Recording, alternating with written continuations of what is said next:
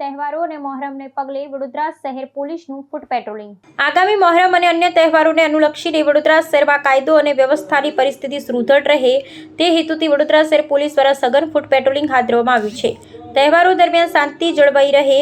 અને કોઈપણ પ્રકારની અનિચ્છનીય ઘટના ન ઘટે તે સુનિશ્ચિત કરવા માટે પોલીસ તંત્ર દ્વારા આગોતરા પગલાં રૂપે સુરક્ષા કવાયત શરૂ કરવામાં આવી છે। આ કામગીરી અંતર્ગત પોલીસ જવાનો અને ઉચ્ચ અધિકારીઓએ શહેરના અત્યંત સંવેદનશીલ તેમજ ભીડભાડવાળા વિસ્તારોમાં વિશેષ પેટ્રોલિંગ કર્યું હતું। આ દરમિયાન અસામાજિક તત્વો અને શંકાસ્પદ ગતિવિધિઓ પર ચાંપતી નજર રાખવાની સાથે સ્થાનિક નાગરિકો સાથે સીધો સંવાદ સાધીને તહેવારોમાં કોમી એકતા અને સૌહાર્દપૂર્ણ વાતાવરણ જાળવી રાખવા માટે જનજાગૃતિ ફેલાવવાનો સઘન પ્રયાસ કરવામાં આવ્યો હતો। નાગરિકોમાં સુરક્ષાની ભાવના મજબૂત બને અને તેઓ નિર્ભયતાથી પોતાના તહેવારો ઉજવી શકે ત્યાં ફૂટ પેટ્રોલિંગનો મુખ્ય ઉદ્દેશ છે। પોલીસ તંત્ર દ્વારા સ્થાનિક રહીશોને સોશિયલ મીડિયા કે અન્ય માધ્યમો થકી ફેલાતી કોઈપણ પ્રકારની અફવાઓથી દૂર રહેવા અને વિસ્તારમાં કોઈપણ શંકાસ્પદ બાબત જણાય તો તુરંત પોલીસનો સંપર્ક કરવા અપીલ કરવામાં આવી છે, જેથી સામાજિક શાંતિ અકબંધ રાખી શકાય। આજરોજ વડોદરા શહેર પોલીસ કમિશનર શ્રી અને વડોદરા શહેર સંયુક્ત પોલીસ કમિશનર સાહેબ શ્રી સેક્ટર 2 નાઓની સૂચના અને આગેવાની હેઠળ એમના માર્ગદર્શન હેઠળ આગામી મોહરમનો તહેવાર અને અન્ય તહેવારો જે આવી રહ્યા છે એના તૈયારીના ભાગરૂપે અને શહેરમાં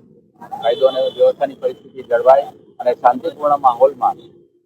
આવનારા તમામ તહેવારોની ઉજવણી થાય એ માટે ઝોન 4 વિસ્તારના જે 4 દરવાજા વિસ્તાર છે એની અંદર જે સંવેદનશીલ વિસ્તારો છે એમાં એક બોમ્બિંગનું આયોજન કરવામાં આવ્યું છે, જેમાં ઝોન 4 શહેરના જુદા જુદા પોલીસ સ્ટેશનની ટીમો તેમજ ક્રાઇમ બ્રાન્ચની ટીમ, એસઓજીની ટીમ વગેરે ટીમો ભાગ લેનાર છે અને જુદી જુદી ટીમો બનાવીને 4 દરવાજા વિસ્તારના જે સંવેદનશીલ વિસ્તારો છે તેમાં આજરોજ એક સઘન બોમ્બિંગનું આયોજન કરવામાં આવી રહ્યું છે, જેમાં વિસ્તારોનું બોમ્બિંગ કરવામાં આવશે અને જે ગુનાહિત તત્વો છે જેઓ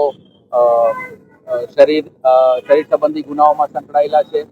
શહેરની શાંતિ દોડવા માટે જે લોકોના અગાઉ જેમના વિરુદ્ધ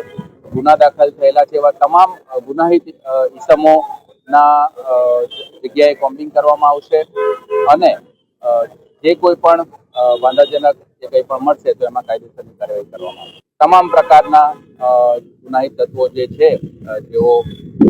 માહોલ બગાડવાની કોશિશ કરી રહ્યા હોય અથવા તો કોઈ ખોટી અફવા ફેલાવતા હોય તમામ વિરુદ્ધ